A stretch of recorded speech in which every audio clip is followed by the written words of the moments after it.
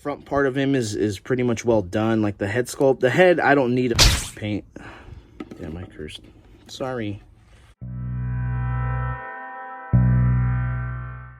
Hey you guys, what's up? Danny Elias back again, doing another video on my Marvel Legends custom Spider-Man.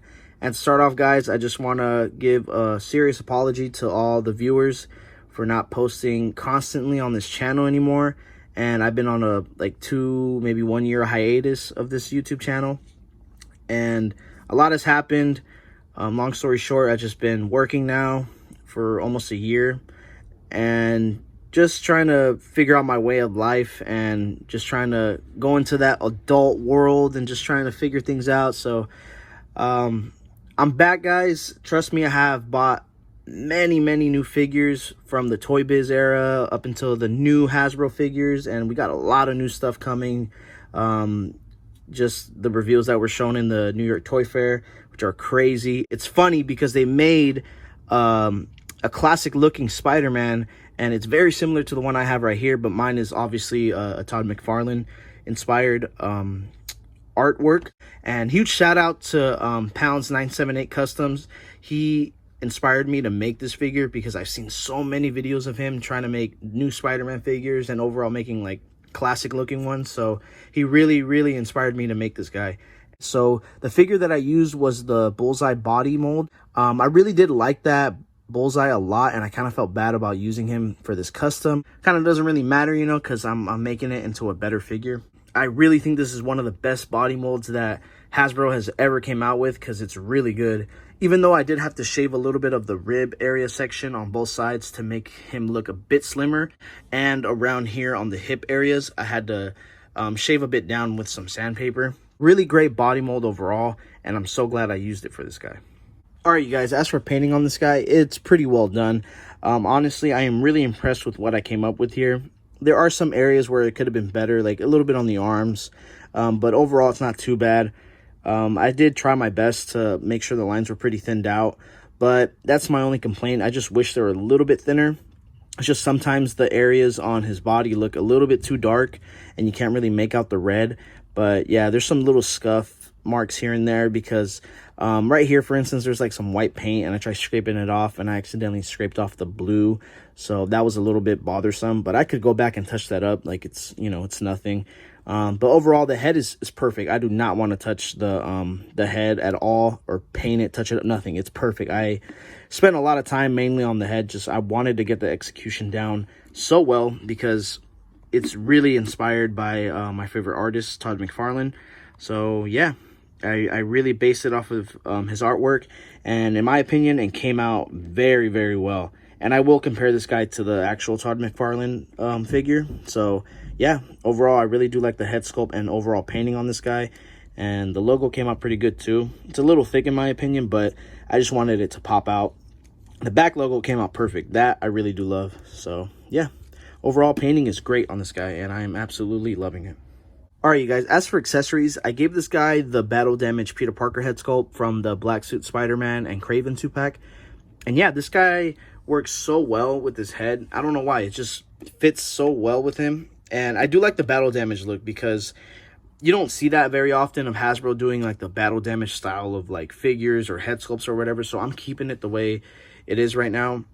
I was planning on repainting this and giving him more of a natural flesh tone and not so pale like this one, but in the end I just decided to leave it this way because in my opinion it looks better than, you know, just a regular one. Adds more detail. Right now I'm going to show you guys the accessories he comes with. Well, that was one of them, and here are the extra hands that he comes with. These thwipping hands came out really good. I really like the way these turned out. I just repainted them. These obviously came from the Black Suit Spider-Man. And then these are the wall crawling hands. These ones could have came out a little bit better. It's just the inside's a bit splotchy because I was trying to rush at the end. These were the last ones I did. Here are the fisted hands. These are really good too. Again, it's just the inside gets kind of splotchy because it's kind of weird. But each of the knuckles on each one came out pretty good. I really do like how the knuckles came out on each one as I drop it. All right, you guys, here's a little quick side-by-side comparison with the Spider-Man Classics Todd McFarlane Spider-Man and the Sinister Six box set Spider-Man. Like I said before, this wasn't the original head sculpt. Here's the original one. I did not care for this one at all. I think it's really ugly. It looks alienish. It still has some charm to it, and I do have an extra copy of this guy with just this head sculpt by itself, but I don't really care for it too much. I do like the body a lot. It's really cool, even with the weird arms and the really big, you know, shoulders. But this is the original figure that it came with, the head sculpt. It's called Web Attack Spider-Man or Sneak Attack Spider-Man, either one of those two. But yeah, overall, the figure's okay. This was made by Toy Biz. This is one of those gimmicky toys. Cool design choices on the ankles. I really do like that. But overall, a figure that I don't care for. But yeah, thanks to Shartimus Prime and Sean Long for this figure, because Sean Long gave Shartimus an exact style of this guy to him a long time ago, supposedly. And yeah, they both gave me inspiration to make this guy. And honestly, it's my favorite Spider-Man figure of all time with that combination. So yeah, overall, I do like the way my custom looks compared to these guys. Just overall great. I love the whole style of the painted on webbings. Looks more realistic in my opinion. So here's another quick side-by-side comparison with my Scarlet Spider-Man and my Black Suit Spider-Man. And overall, I do like the size of this guy. It works very well with these two. I just wish Hasbro would remake the Scarlet Spider-Man and the Black Suit into this guy, like this guy's body mold right here, because it'll look a lot better in my opinion. Because for instance, if he's wearing the black suit, he should look a lot buffer, which would make more sense. And overall, it's a better body mold. Looks way better than these scrawny ones. All right, you guys, here's my last side-by-side comparison with my Marvel Legends Carnage and my Marvel Legends Venom from the Toy Biz era. And yeah, overall, these two look fantastic with him. I love the size. Maybe, yeah, Spider-Man fits great because Carnage, I kind of see Carnage a little bit taller, if not the same size as Spider-Man. But yeah, I love Venom towering both of them. And yeah, I recently picked up this guy from eBay, my Venom, and he will have a review coming soon. Really badass figure. And yeah, overall, I'm really happy with this custom. I really enjoyed it.